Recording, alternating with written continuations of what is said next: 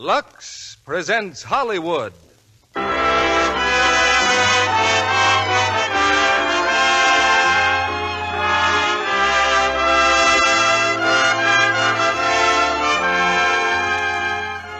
Lux Radio Theater brings you Loretta Young, William Holden, and David Bruce in Christmas Holiday. Ladies and gentlemen, your guest producer, Mr. William Keighley.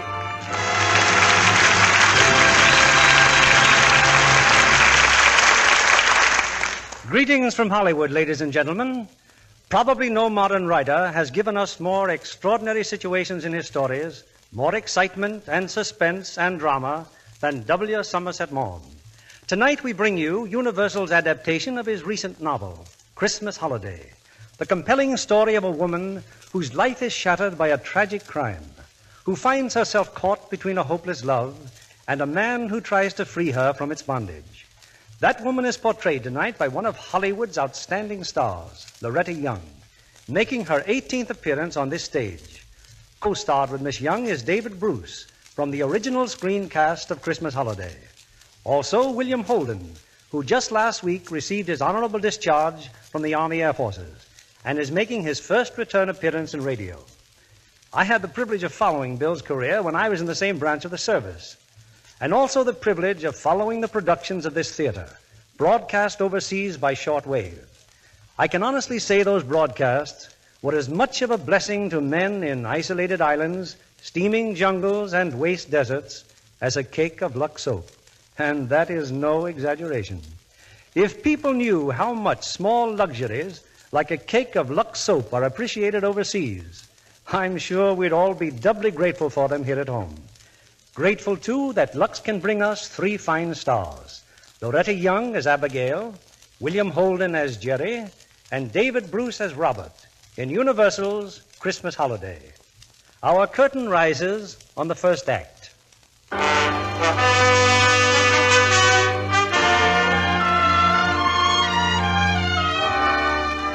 December 24th, 1944.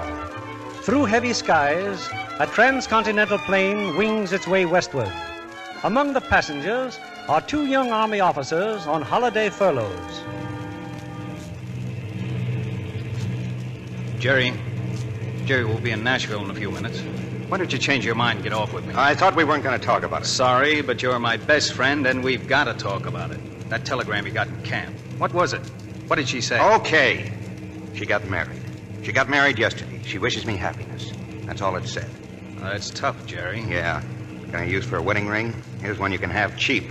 And you're going on to Frisco just the same? That's right. Why?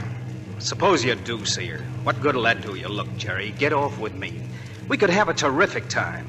It's practically Christmas Sorry, Eve. but I'm going. Jerry, forget her. Forget her as fast as you can. Now, you're not going to make a fool out of yourself just because I've already made a fool out of myself. And she's not going to get away with it. Look, No, Jerry... That's all I've got to say. Well, maybe you'll change your mind later. You could always get off at New Orleans. I'll pipe down and lay off. Well, I suppose you know what you're doing. Yeah. I know just what I'm doing.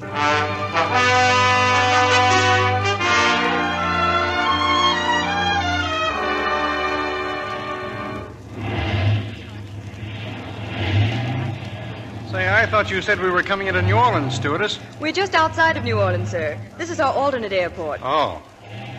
Gosh, some rain.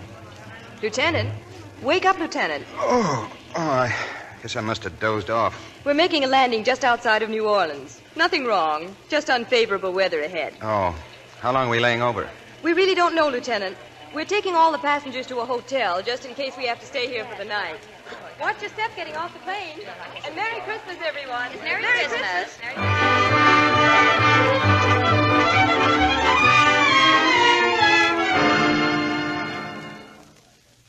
Now, if you've all registered here at the desk, ladies and gentlemen, you can go to your rooms.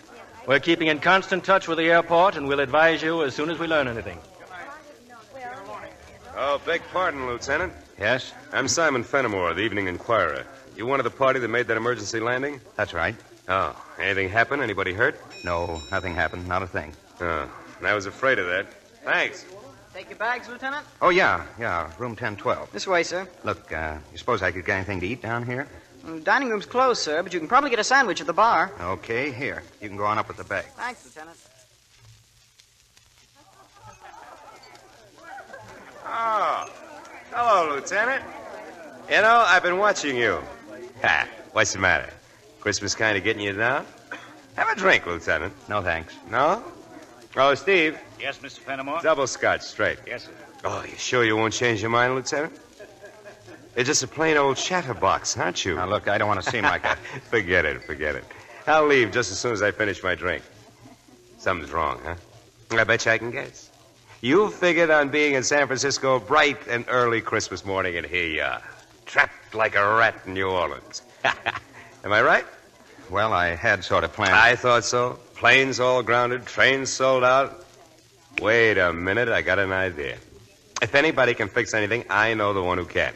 And you and I are going there. What are you talking about? About a place called the Maison Lafette. And a dame called Valerie DeMoro. Oh, she's the greatest little fixer south of Chicago. Come on. Now, wait a minute. I don't get it. What and where? Well, it's a nightclub. Maybe not too high class. But who cares? I'm the public relations counsel. Press agent. Well, thanks, but I've got to stay here. There's no telling when they may resume my flight. Oh, just leave word at the desk where you've gone. You think that's safe? Of course it's safe. Besides, what have you got to lose? Believe me, they don't roll second lieutenants at the Maison Lafette. They don't generally have more than a couple of bucks on them and a picture of a sweater girl. Come on, what do you say? Well, just what you said. What have I got to lose?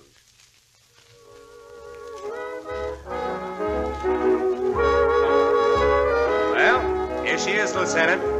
This is the lady I was telling you about. Valerie DeMoro, Jerry Mason. Valerie runs this charming little place. How do you do? Please sit down, Lieutenant. And won't you sit down, too, Simon? Thank you very much. I will. Simon told me you're trying to get to San Francisco. That's just what I told her. Also, that you're a very nice guy, and maybe she can fix it to get you on a train. Simon has a heart as big as all outdoors, Lieutenant. He likes to help people, if I can do it. Well, I'd certainly appreciate it, Mr. Morrow. I had a friend ask me the same thing this afternoon. I tried every connection. It was no use then, and it's no use now. I'm sorry. Well, thanks anyway. How about a drink? Oh, no, he doesn't drink. It's an election bet or something. Look, Valerie, do you think you could arrange it so the lieutenant wouldn't be lonely for a minute or two? Like letting him hear the sound of a human voice. Oh, no, really, What about Jackie? Why not? Eddie, Yes, ma'am. see if you can find Jackie. She's probably in her dressing room. Yes, ma'am. Jackie's a singer, kid. She's the so-called star of our so-called entertainment here. Look, now, there's really no need for anything like that. Relax, will you? You give me the willies. It's Christmas Eve.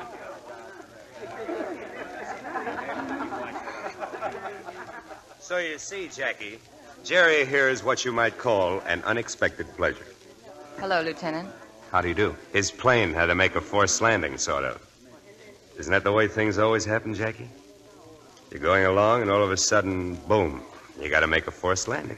Suppose you and I just amble along, Simon. Okay. Oh, just one word in parting. You won't find Jackie hard to talk to, Lieutenant. He's pretty tight, isn't he? Oh, not for him. He's been drinking himself into the gutter for a long time. They're running out of gutters now. Do you want to dance? Oh, I'm afraid I'm not a very good dancer. Then we'll just sit here and have a drink. Whatever you say. Eddie, Yes, miss? the usual, and, Oh, scotch and soda. Yes, sir.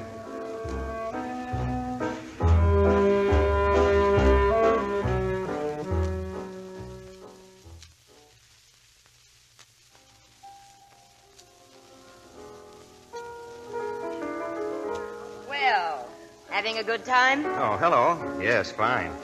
Our friend Mr. Fenimore just passed out, but don't worry, Lieutenant. He had you on his mind. He just written you a note. Here. A note? Well? It just says midnight mass at the St. Louis Cathedral. midnight mass. Oh, maybe you know what he means, Lieutenant. I don't. You're going to the cathedral? You're going? Well, I certainly hadn't planned on it. Oh, take me with you, Lieutenant, will you? But I don't think I'm going myself. It would be a big favor, really, it would, and I want to go terribly. Looks to me like you're on the spot, Lieutenant. Please. Okay. Thanks. Thanks very much. It won't take me 5 minutes to change. I don't understand. Can she leave here just like that? Doesn't she work here? She's really a very nice kid. She deserves a break. Oh, you'll need a car to get to town. I'll see what I can do. Oh, yes. And here's some money. Oh, that's okay. It's on the house. Christmas. Oh, well, thanks. I still don't know quite what to say about all this. Well, then don't say anything. I'll see you around sometime.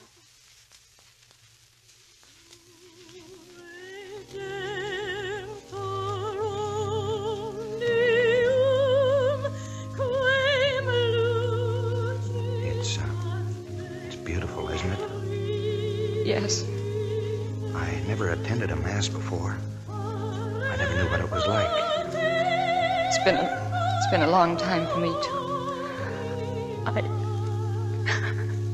What's the matter?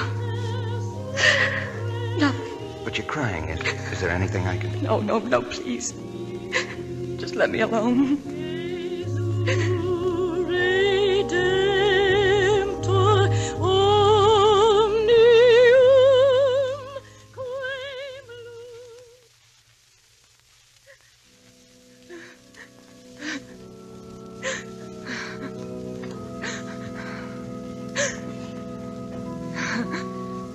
Jackie, I think we'd better leave now. The service is over. Practically all the people are gone. But if you want to stay, I'll... No, it's all right. Would you like me to take you home? No, not yet. Would you like a cup of coffee or something? Do you mind? Oh, no. I was hoping you would. All right. But I'll have to stop by the hotel first. There's still a chance that my plane may get out. Your plane? Yes, that's right. Well, let's see if we can find a cab.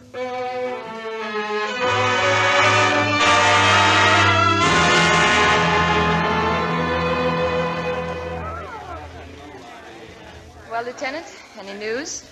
The desk clerk says the airlines are calling back in a little while. There's still a remote chance of leaving tonight. I'd better get on home then. Oh, no, please. We still can have a cup of coffee. There's a bar just across the lobby. A bar that serves coffee? Well, let's find out. Come on.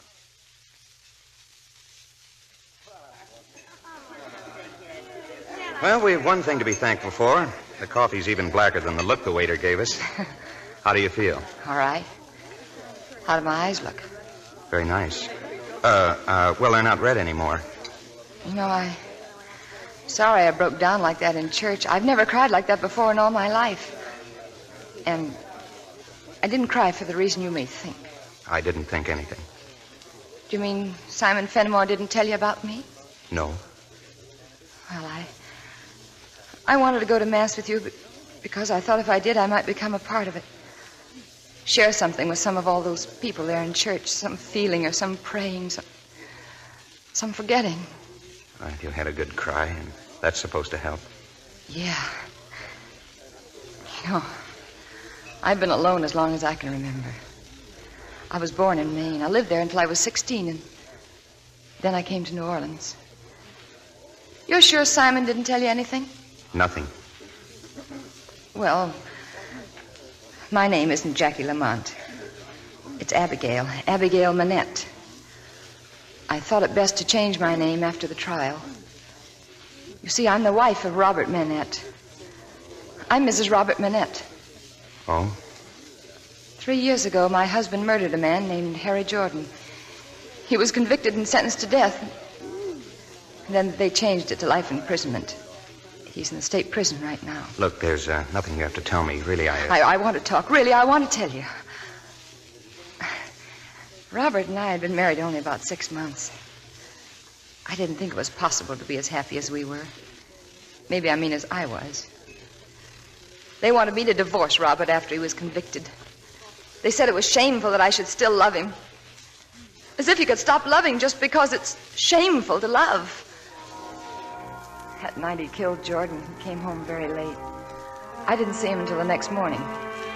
He was still sleeping when I went downstairs to the kitchen, and Robert's mother, we were living with her, she was fixing breakfast. Good morning, Mother. Good morning, Abigail. Robert's still asleep. He didn't get home till late. Yes, he stopped by my room. We talked for a while. Didn't he tell you? Oh, I brought his suit down. I'm going to press it for him. I'll have it all ready for him when he gets up. Oh, dear. What is it? Oh, look, there's a stain on his trousers, and it's his new suit, too. The coffee's ready. Take some up to Robert. It's time he was awake. But, Mother, he always likes to have it here with me. He'll be down in a minute. And... Abigail, take his coffee up to Robert. All right, Mother. Robert is up. Robert will have his coffee with his wife and his mother.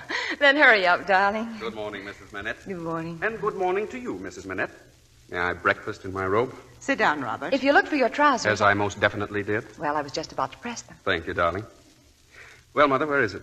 The morning paper. Here. There's nothing in it. Oh. Just 24 pages of blank paper, huh? You know what I mean. There's nothing.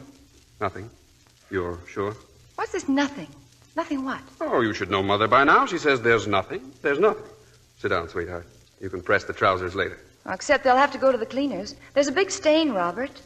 And, darling, you should be more careful. We're trying to economize, remember? Mother, what are you doing? If this suit has to be cleaned, the pockets have to be empty. You're not to go through my pockets, do you hear? Robert, this money. Where did you get all this money? Robert. You know where I got it. Oh, you promised us you wouldn't gamble. You promised both of us. Except it wasn't gambling. It was a sure thing. Money in the bank. I was going to tell you, but I'll tell you what. You hold on to the money for me, Abigail. If I keep it, it'll just slip through my fingers. But if you keep it... No. Now, look, Mother. I know you mean well. Believe me, I do, but I'm capable of handling my own affairs. Abigail, you'd better go up and do your room. No? But... We can't leave the rooms unmade all day. Please go, Abigail. Yes, Mother?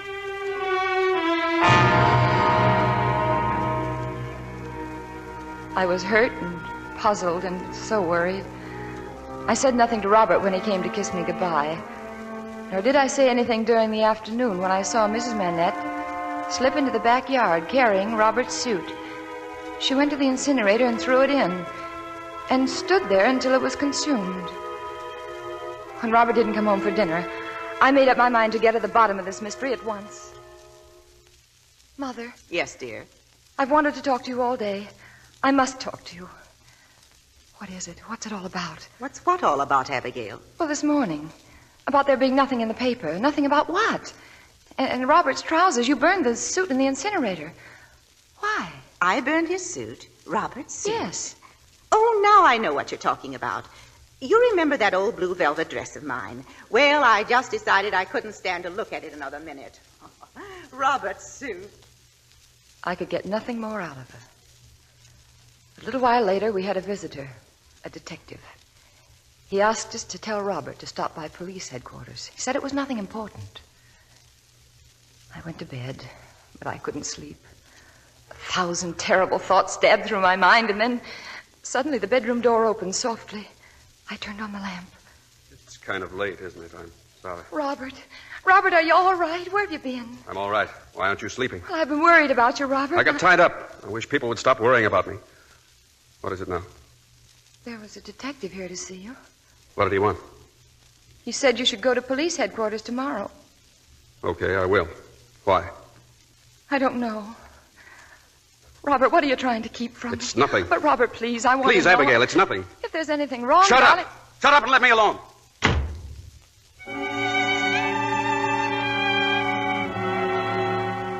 He wasn't gone for long this time. When he came back, he was a different person. Oh, he was so gentle and so sweet. So full of remorse and begging for forgiveness. Darling, how can I tell you how sorry I am? You know I wouldn't want to hurt you for anything in the world. I know that. Please say you'll forgive me, please. I do, Robert. I do forgive you. Darling, you must tell me the truth. Where did you really get that money? You didn't win at gambling, did you? No. Darling, you know how silly Mother is about putting her money in a bank. Yes? You know about that cash she keeps in her room. Well, I got in a jam last week, and, well, there was just no other way to get out of it. I borrowed some of it. I see. Sweetheart, I know I've said it 100 times before, but this time I mean it. Everything's going to be different. Oh. Abigail, after all, those people had to be paid. What people? Well, you know, those people I owed money to, Jordan and those other bookmakers. I don't believe you. What about that detective? And what about those trousers? Mother couldn't get the stain out. I put this suit on and took the others to the cleaners. Robert, I saw your mother burn those trousers in the incinerator. Okay. I lied to you. But if anybody asks you, I got those trousers dirty cleaning the car. But why? Do you hear me? Cleaning the car. They got dirty, and my mother gave them away to a tramp. You stick to that story, Abigail. It's a story my mother's going to tell.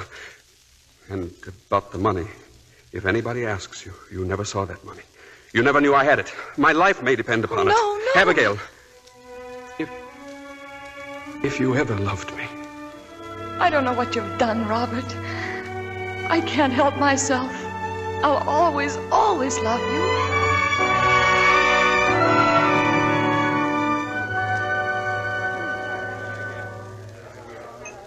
Robert was arrested a couple of days later, and then it came out. He'd had an argument with Jordan about that money he owed him. There'd been a fight, and Robert had taken Jordan's gun away from him and killed him with it. And then he took his money.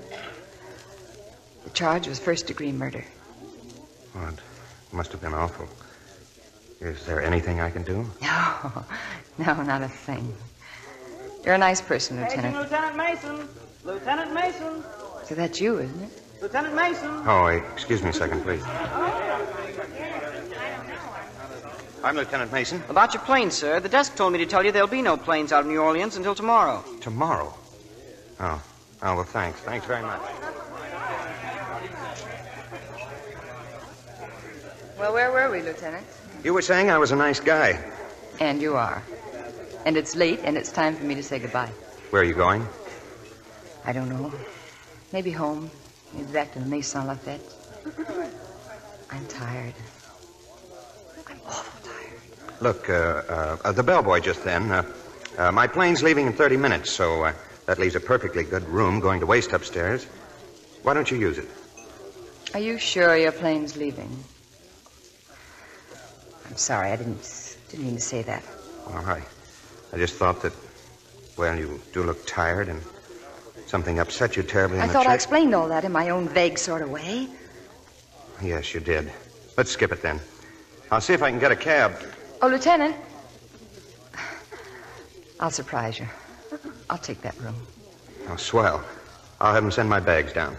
You've been nice. Maybe we'll meet again some stormy Christmas Eve. I hope so. I'd like to very much.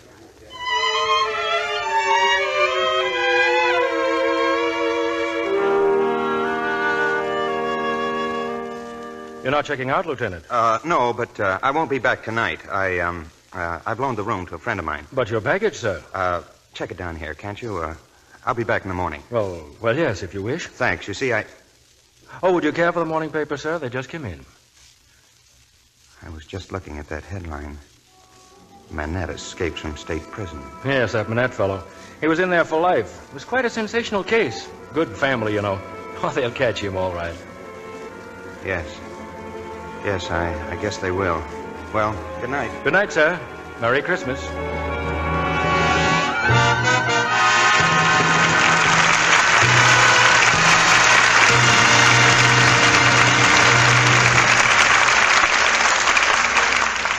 In just a minute, we'll bring you the second act of Christmas Holiday. Right now, I see Libby Collins, our Hollywood reporter.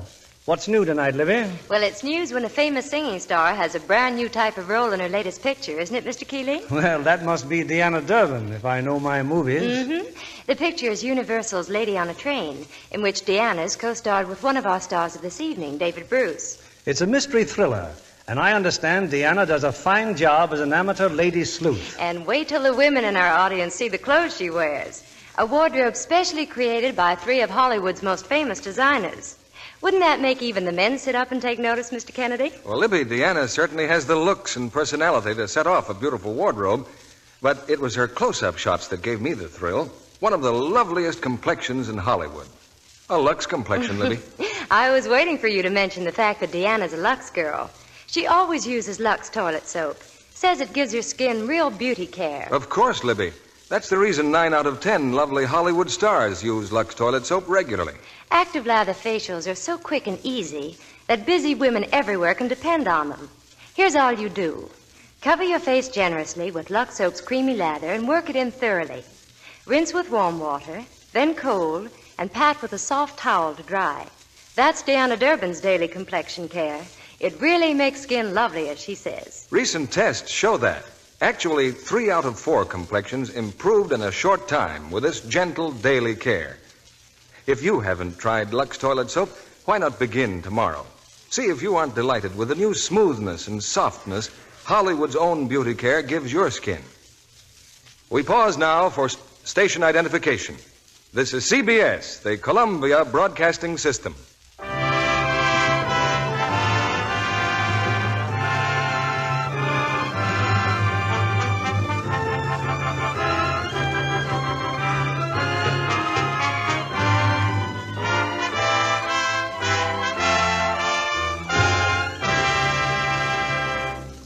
Act 2 of Christmas Holiday, starring Loretta Young as Abigail, David Bruce as Robert, and William Holden as Jerry.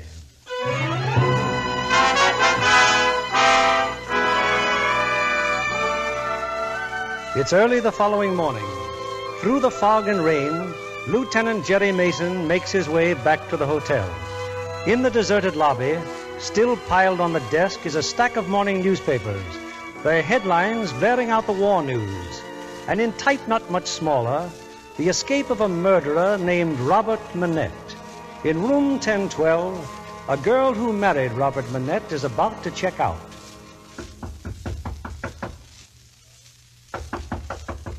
Yes? It's me, Jerry Mason.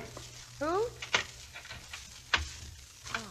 Good morning. But I thought you said you... The airline changed their mind. They stayed grounded all night. You don't lie very well, Lieutenant. Well, you looked so tired last night and upset, and I got a swell room at the athletic club. Just wanted to do me a favor, Why? Oh, I don't know, except that you're a nice girl. And what do the airlines have to report now? That it's still raining and the fog is pretty thick. It'll be a while yet. Oh. See a newspaper this morning? No. Why? Oh, no reason. I just wondered what the weatherman had to say. Think it'll ever stop raining? They have an answer for that in Maine. It always has, they say. Yeah. Tell me, Jerry. What's she like? What's who like? Your girl. You left a telegram on the dresser. You shouldn't leave telegrams around if you don't want other people to read them. Yeah. So she married another man. Well, I hope she knows what she was doing, but I doubt it. You don't want to talk about it? Oh, it's something I'll have to take care of myself when I get to San Francisco. Oh, now look, you don't want to do anything foolish. Have you had any breakfast? No. Any reason why you shouldn't? Tell me. Why are you pacing back and forth like that? What is there about doing that makes a man feel better? Oh, I'm sorry. I didn't even realize. That's what he used to do, Robert. I often wonder about it now. Not much room for pacing in a prison cell. Jerry, what's the matter? Nothing at all. I keep talking about him, don't I? I shouldn't. Oh, I wish you would. Oh, come on, let's have breakfast. I'll get my hat and coat. Look, why not have it up here? I'll phone and have them send it up. Oh, sure, if you'd rather. Do you mind? No, I don't mind, Lieutenant. It'll be fine. More toast, more coffee, and more eggs. How about it? Just coffee? I shouldn't, though. Why not? Well, look what I did last night over a cup of coffee. Practically told you the story of my life. Only part of it. And that isn't right, not to finish. You said you were from Maine. Yes. Was he from there, too? No. No, I came down here looking for a job. I always wanted to live in New Orleans. How did you meet him? At a concert. Oh? I had a seat in the gallery. The concert finished, and I was trying to get out, and he was just sitting there, looking at the stage, just as if the orchestra was still playing. I beg your pardon. Oh, excuse me. Yes, I just didn't realize it was over. Oh. It was wonderful, wasn't it? Yes. Now, if you don't mind, sometimes when a concert's over, I get the feeling that I've left myself for a long time. Of course, you wouldn't know it, but that's the greatest thing that could happen to me. I'm the most wonderful person in the world to leave. And that's what you'd like to do right now, isn't it? Believe me. I hardly think I can Coming stand... out, please. Oh, I'm Coming so out. sorry. Look, all I want is to walk to the street with you. There's no harm in that, is there? Well, no, I guess not. Would you like my views on music? When I listen to good music, I feel that there's nothing that man is capable of doing that I can't do. Then it stops and it's all over. Oh, I don't think that. I think music adds something to your life. It wasn't there before. And that it stays with you always. Yeah, I'd like that. You think you could teach me? Frankly, no. Well, look, I'm sorry. I should have told you about me. I just go along talking to everybody I meet that I like. And then after a minute, I say something silly, and that's that. Thanks for the minute. Goodbye. You come here often? No. Why not? Look, There's an all-Beethoven program next Sunday. If you'd meet me out here in front, I know a fellow who handles the publicity, and he generally gets me a couple of passes. How about it? Maybe. I don't know. It's at 2 o'clock. I'll be out in front 10 minutes at 2. If you're there, well, that'll be fine. I'll see. Goodbye. Goodbye. And please, I didn't mean to be... Well, never mind. Goodbye. Yes, Lieutenant, you guessed it. I was there at 10 minutes of 2. After the concert, we went to dinner. The most expensive place in town. That's the way he was. He was always like that.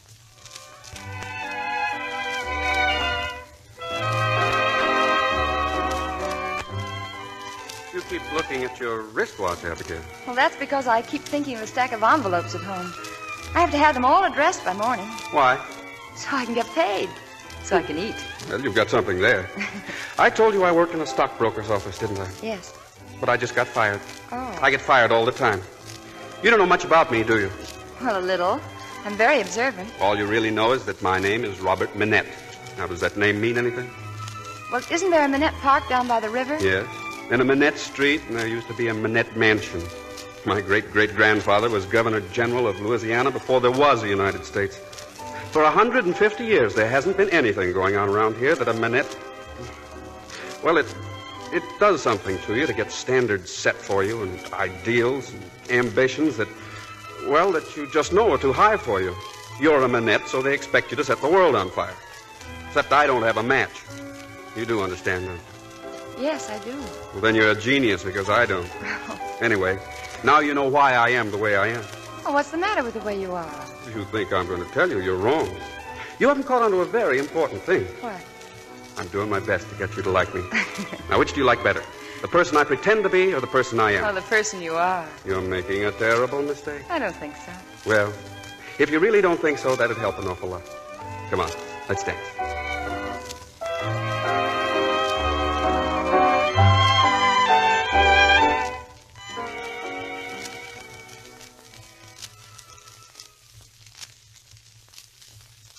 I saw a great deal of Robert during the next few weeks. And then he asked me to go home to meet his mother. I knew how important that was to him. And from the little things that he had said, how desperately she loved him. Oh, I wanted so much for her to like me. I suppose it was really pretty funny because all the time there was only one thing that she wanted. And that was to be able to like me, to approve of me. Because I was her last chance to save Robert. I've often wondered what would have happened if she'd told me all she knew about him that first afternoon when we were alone. More tea, my dear. No, thank you. I hope you'll forgive me, Miss Martin, if I seem terribly blunt. We've discussed a lot of things this afternoon, but I know what's on your mind, and I'm sure that you know what's on my mind. Ever since Robert met you, he's been able to talk of nothing else. Do you always have that effect on young men? Well, I really don't know. You see, Robert's the first young man I've ever known. Well, what I mean is that I know what you mean. Tell me, are you in love with my son? Yes. Well, this may seem a little silly to you, but ours is a very old-fashioned family, and, well, Robert wouldn't think of marrying without my consent. I want you to know that he has it. He wants to marry me? Hasn't he told you? No. Well, he does, Abigail, with all his heart. Oh. And I want him to, with all mine. Oh, thank you. Thank you, Mrs. Minette. There's just one thing, dear. Yes? There are certain traits in Robert that you may... Oh, they're nothing really evil, believe me. He just sometimes forgets his sense of responsibility. That's why I'm so glad you're the kind of person you are. Between us, we will make him strong. Now go find him, dear. Tell him he can come in now.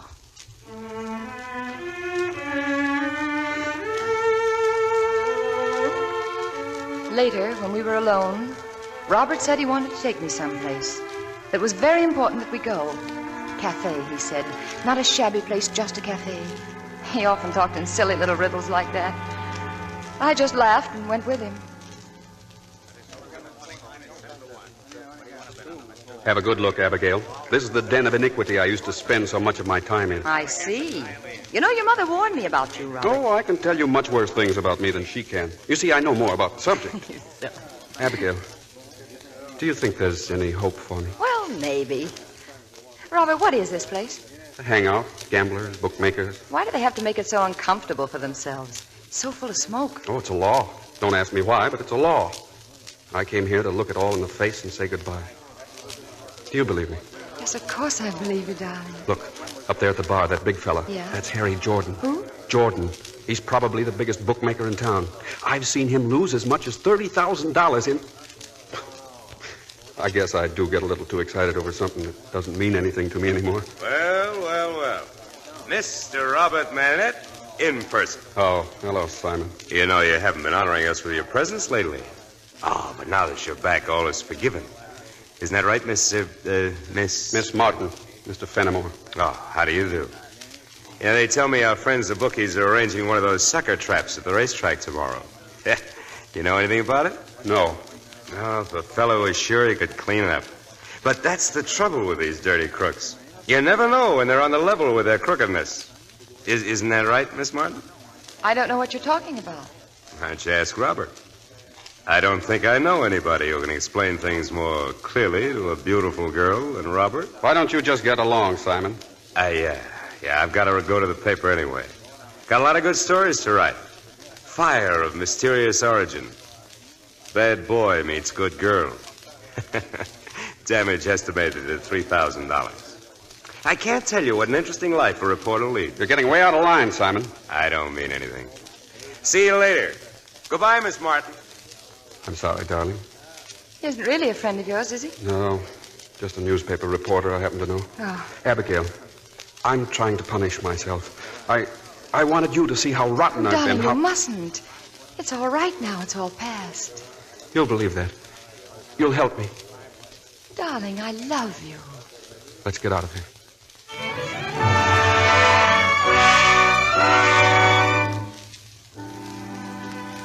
We were married on Christmas Day. Mrs. Manette wanted us to live with her, and it had never really entered our minds to do otherwise.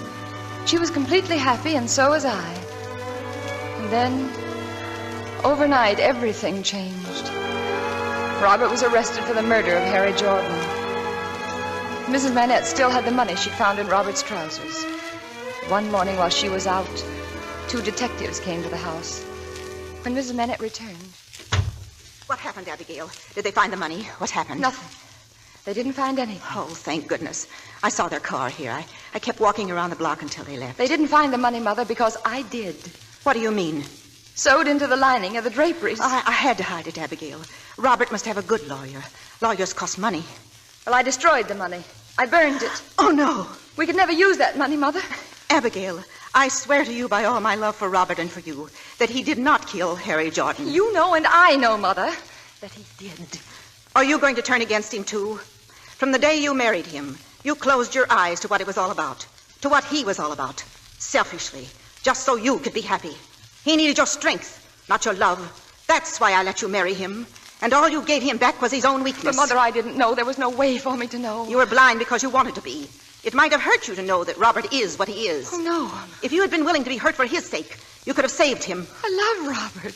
No, it's I who love him. Because I'm willing to know all about him and keep on loving him. But you, I relied on you, and you failed.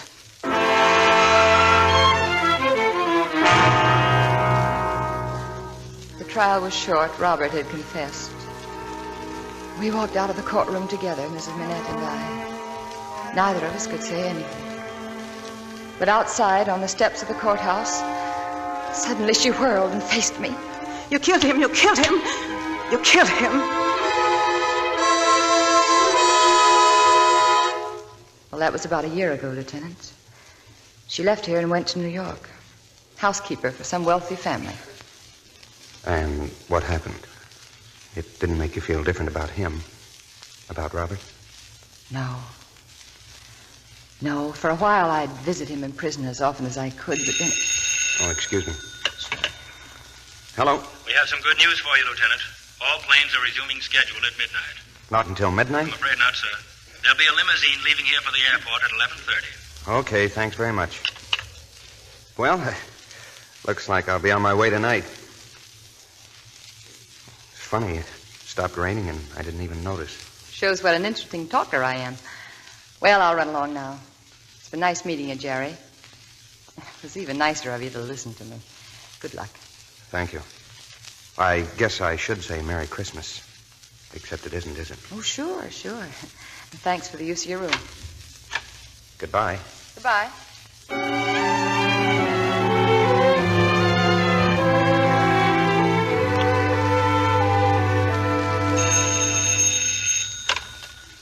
Hello?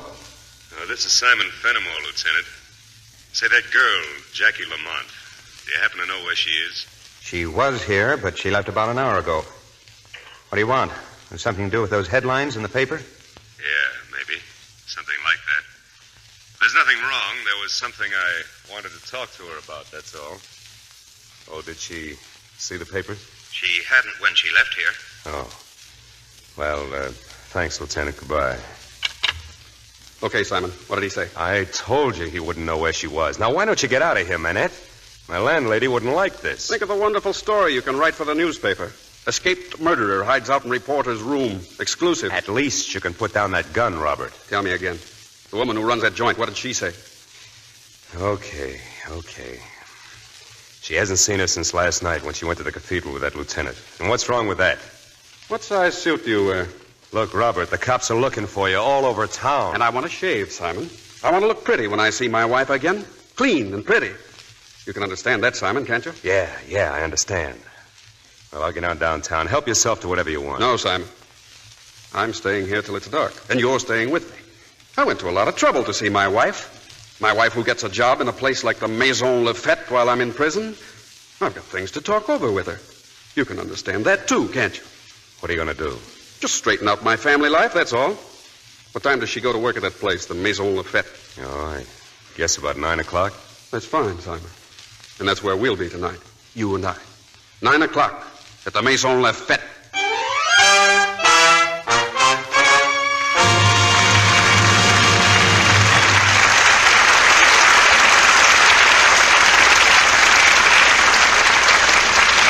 In just a moment, we'll bring you Act 3 of Christmas Holiday.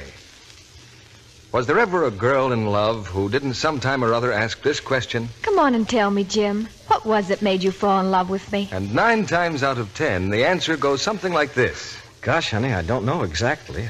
Something about you, that's all. You're so sweet. You see, it's often hard for a man to put into words the way he feels about the girl he loves. But when he says she's sweet, it's pretty sure to mean one thing. It means she has the all-important feminine charm that women call daintiness. Men just know it makes a girl nice to be close to. Here's what a famous screen star, Maria Montez, says. Without perfect daintiness, no other charm counts. And she gives you a tip. It's so easy to make daintiness sure. A daily Lux Soap Beauty Bath does the trick. The creamy, fragrant lather leaves skin really fresh and sweet. Yes, charming women everywhere have discovered that their complexion soap, Lux Toilet Soap, makes a delightful bath soap, too. They love the luxury of this satin-smooth cake, the delicate clinging fragrance it leaves on the skin. They love the way it lathers, even in hard water. Yet Lux Toilet Soap is thrifty, too. Each cake can be used to the last thin sliver. So, for a real beauty bath, use the soap that's luxurious yet inexpensive. The soap 9 out of 10 screen stars prefer. Hollywood's own beauty soap. Why not get some fragrant white Lux Toilet Soap tomorrow? We return you to Mr. Keeley. Act 3 of Christmas Holiday, starring Loretta Young as Abigail, William Holden as Jerry, and David Bruce as Robert.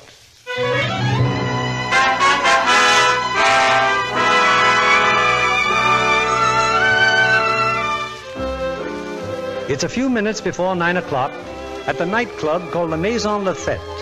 The crowd tonight is unusually large, perhaps because of the holidays. Perhaps because the wife of an escaped murderer is billed as the star entertainer. Among the crowd is Jerry Mason. Quickly, he seeks out the proprietor, Valerie DeMoro. Hello, Mr. Morrow. Well, good evening, Lieutenant. How are you? I thought you were well on your way to Frisco by now. Oh, the planes aren't leaving till midnight. Mr. Morrow, she's here, isn't she? Jackie Lamont? Close the door. Yes, she's here, Lieutenant. She's getting ready to do a number. You heard about her husband? Yes. How is she? Wouldn't you know? She's waiting for him. I thought if I came out here, maybe I could help. I don't know how quite I could Well, you help. might. You don't think there's a chance that Manette would risk coming out here, do you? Well, you never can tell. But just in case, they've got detectives all over the place. Yeah, I saw one when I got out of the cab. I hope they catch him soon. You don't really know Jackie, Lieutenant. I think I do. I like that crazy kid. I like that one-man look in her eyes. I only wish she were a different kind of guy. When she came here tonight, I told her to go on home, but she wouldn't go. She wants to do a job. But what about you? If your plane's going to leave, what are you doing out here? Cab's waiting. It'll take me direct to the airport. Oh, I'll be in Frisco in the morning, huh? I'm not going. I've changed my mind. Oh? No. You see, I've learned 100 years' worth of life in the past 24 hours. I found out that you just don't do things because people have done the same things the same way. The important thing is being honest with yourself. Whatever you feel, whatever you are. That's why I said I think I know Jackie better than you think I do. Or maybe I mean I know Abigail. You're all right, Lieutenant. Well, that's her number. I think we'd better get out there, huh?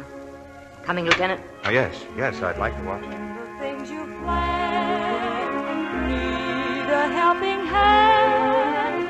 I will understand always.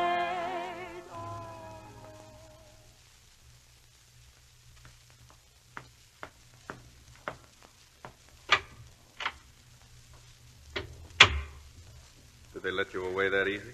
Don't you even take an encore? Robert.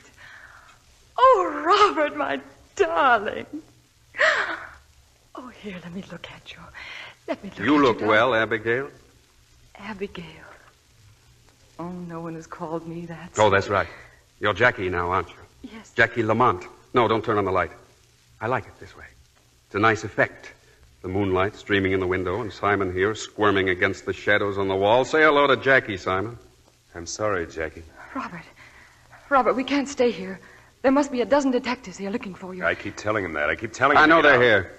They're on the dance floor, and they're at the front door, and they're at the back door. Yes. Kind of forgot I might not want to come in that way just to please them.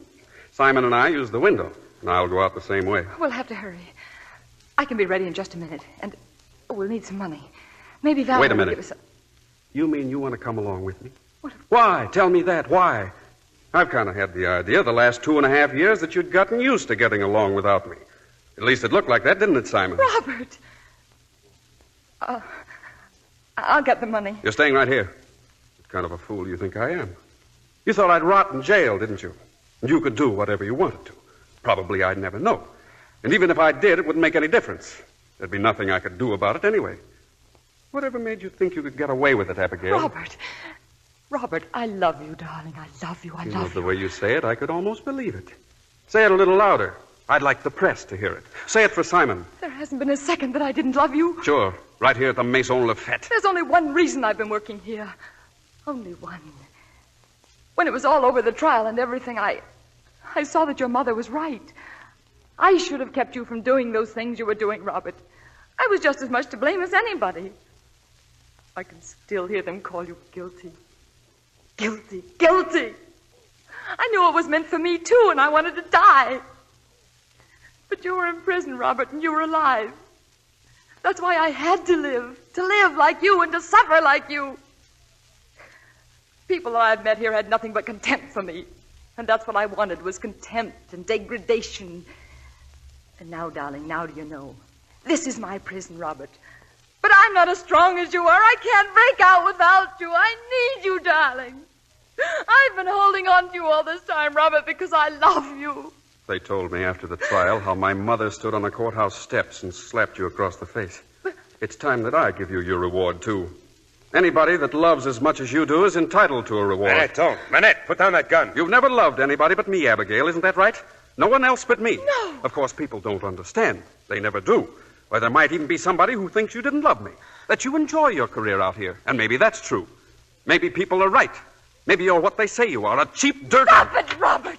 Who's in here? What's going on? Get away from that light switch. Come in, both of you. Close that door. Now, get over against the wall. Yes, soldier, you too. Now, don't be a fool, Manette. You ought to know how easy one of these things can go off, soldier. If you got any sense at all, you put that gun away. I promise the police won't try any rough stuff if you do. Get smart, will you, Manette? Put that gun down. Wait a minute. What do you mean, you? You promise? They're closing in. I heard them talking just now. I heard them mention this dressing room. You killed a man once, Manette, and you didn't get away with it. This time they're going to hang you. Shut up. You're not going to kill anybody here, Manette. You're not going to shoot me because you'll have to wait until I turn my back on you. And I'm not going to turn my back on you, see? And you're not going to shoot Jackie because I just now saw a cop come to that window. Manette, stand where you are. I came to kill you, Abigail, and that's just what I'm going to do. Step out of the way, soldier. Drop that gun, Manette. I'm not even sorry for you, Abigail. I'm not even... Robert! Robert! Sergeant, tell the boys they can go in. Oh, Robert.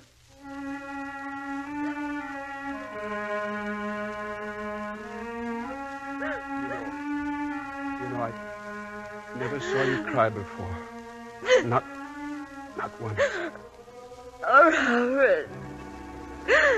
Robert. You can let go now, Abigail. No. You can let go now. No, darling, no. Robert. You heard what he said, Abigail. You can let go now.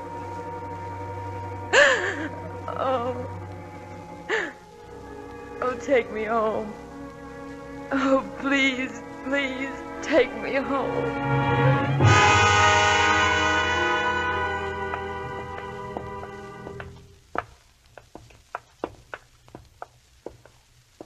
Well, this is it. This is where I live. Thank you, Jerry. I was planning to go to the airport in a little while, Abigail. Except I'm not going until I know that you're all right. Until I know what you're going to do. I won't leave until I know. You know, all of it was like a dream. A beautiful dream at first. And then a nightmare that wouldn't end. It would never end as long as I lived. But tonight it did end. I'm alive. Abigail. I'm all right. Really, I'm all right. I'll be going back now, Jerry. Back to Maine, I mean. My grandparents, they live there. I think I'd like to see them. Do you remember what you said a little while ago? You asked me to take you home. I can't tell you how that made me feel. I'd like to do that, Abigail. I want to do that. Back to Maine. Would you let me? Oh, Jerry, you're looking ahead, and I know what you're thinking, but it would be a mistake. Really, it would. I know it would. Oh, you saved me from one mistake. I was going to San Francisco, remember? All I want is to take you back, Abigail. And then maybe, if I ever get another leave sometime, maybe I could come and see you. If you'd like to see me. If I'd like to... Oh, thanks, Jerry. I think that'd be fine.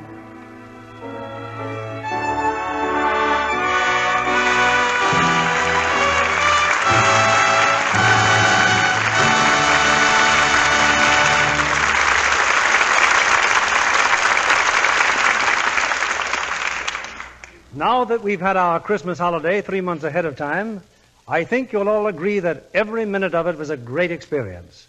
Thanks to Loretta Young and 2 ex-servicemen we're proud to welcome to this theater, David Bruce and William Holden. Oh, how about yourself, Bill?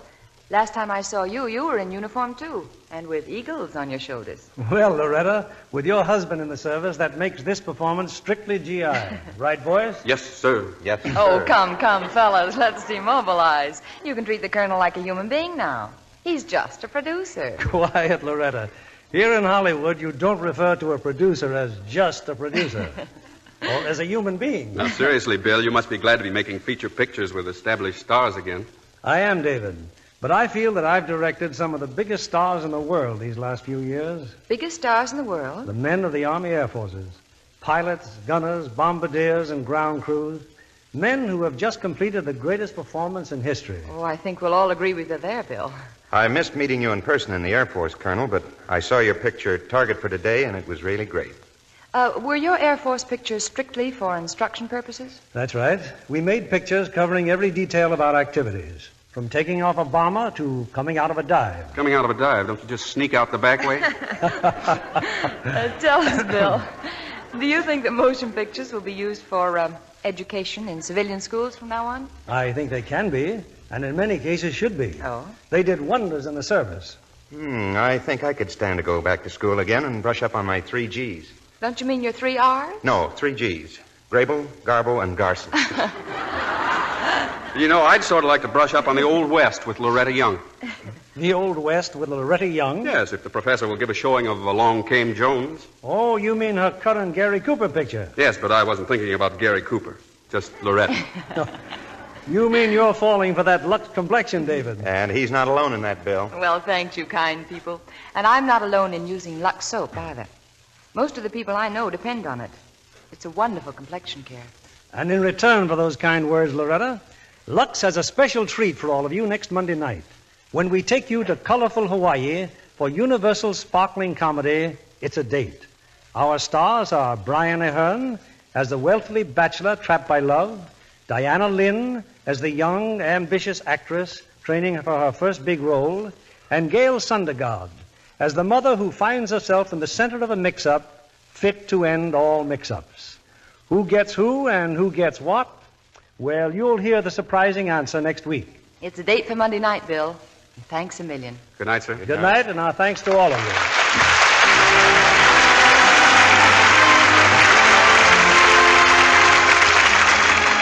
Our sponsors, the makers of Lux Toilet Soap, join me in inviting you to be with us again next Monday evening when the Lux Radio Theater presents Brian Ahern, Diana Lynn, and Gail Sundergaard in It's a Date. This is William Keeley saying good night to you from Hollywood.